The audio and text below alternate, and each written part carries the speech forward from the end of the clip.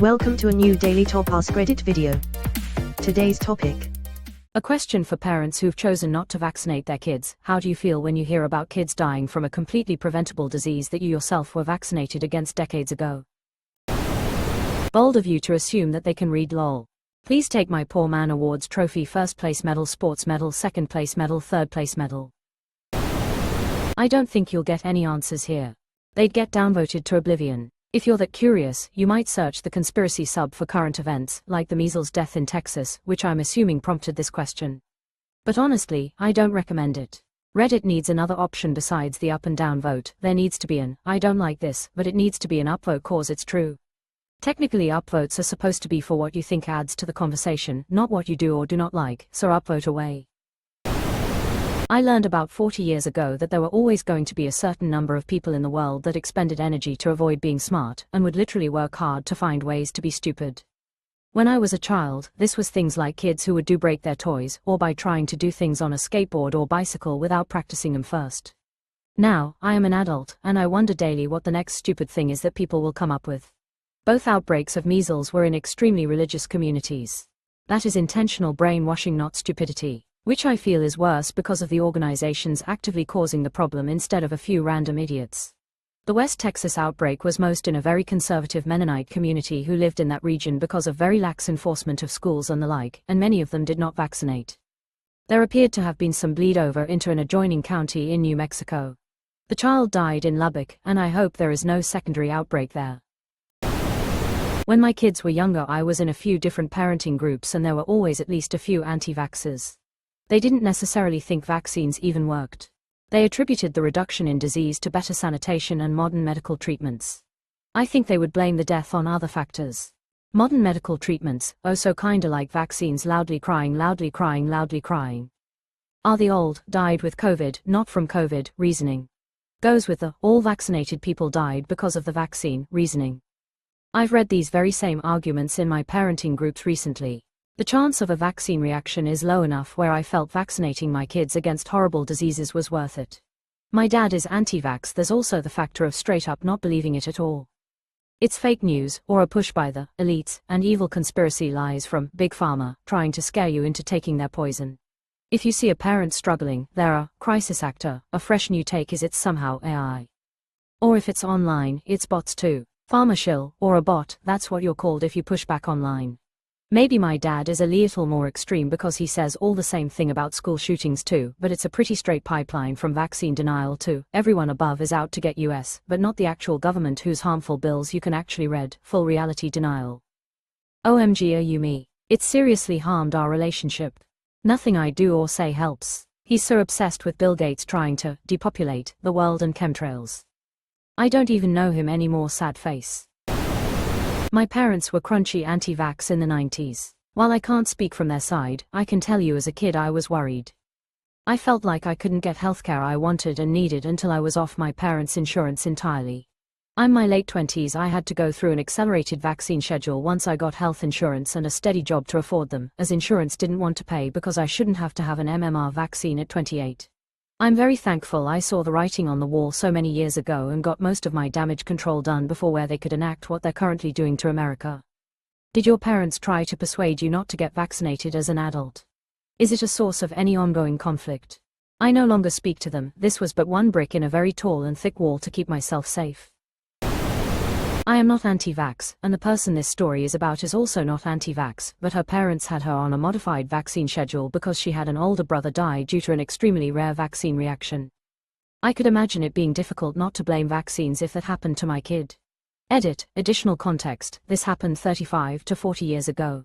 My coworker in her 30s was on a modified schedule as a kid due to her older brother having a deadly vaccine reaction.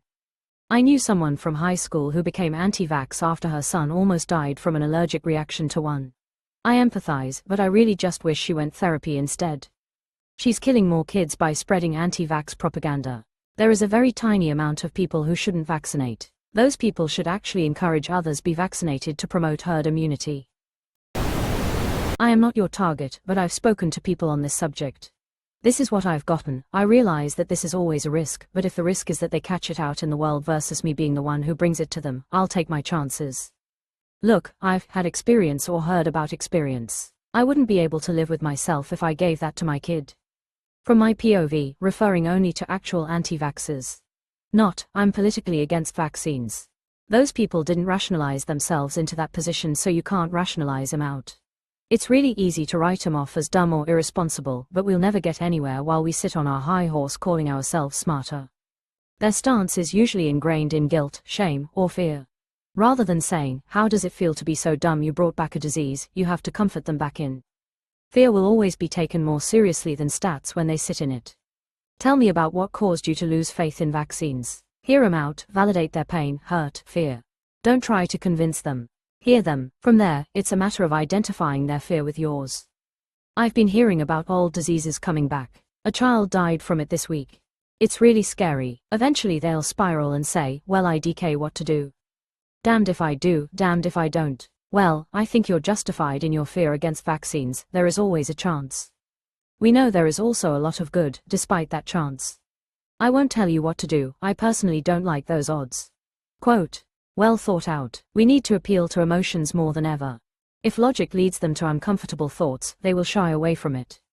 The drum I've been banging on since 2016 is that people wholly forget that people are animals. You can have as many high-level conversarians as you want, but the average American is not a professional academic. The average American is a human being, and a human being is an animal that is swayed by emotion, not by logic.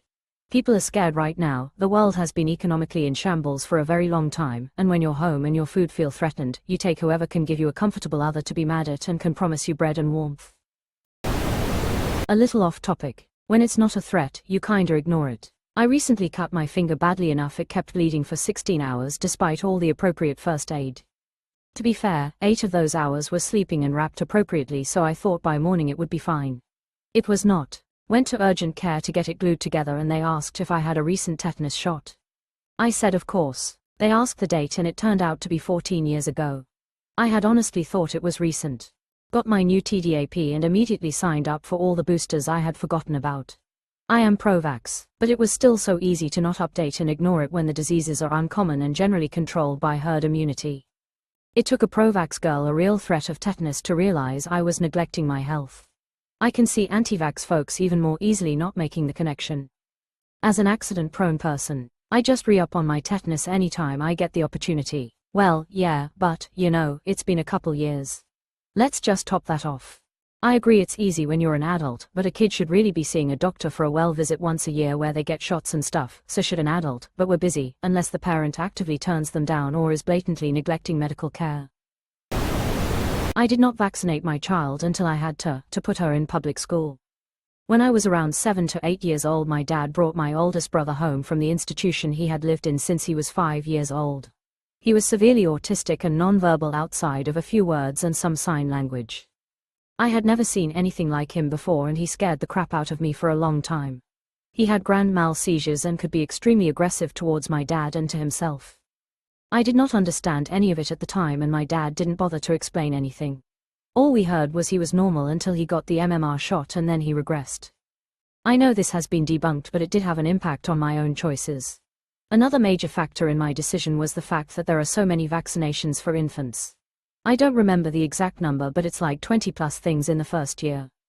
My old vaccinations records had a total of 12 shots by the time I was 12. The fact that we also vaccinate for things that have a 1/250,000th chance of catching was also something I didn't understand. I get that if a child catches those things then they're at high risk, but I felt like the benefit did not outweigh the risk. Babies have so much brain development in the first year of life that I had legitimate concerns about injecting my kid full of stuff. I am not an uneducated person and I have a lot of family members in the medical field. I am an active mom and I monitor my kids' health. I have enough common sense to know when I need to reach out for help when something is wrong. My daughter grew up healthy.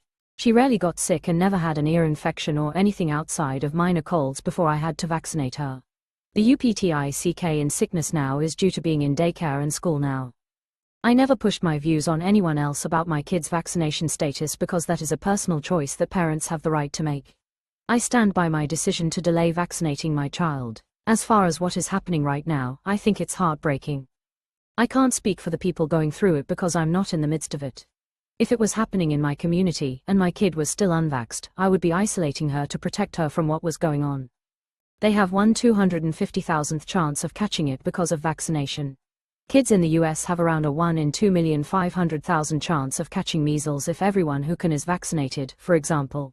If people think as you do and don't get vaccinated because the chances are so low, the odds go up. Thanks for sharing your perspective. Of course, the vaccination schedule has changed since you were little. First off, we realized that some vaccines needed additional shots to be as effective as needed.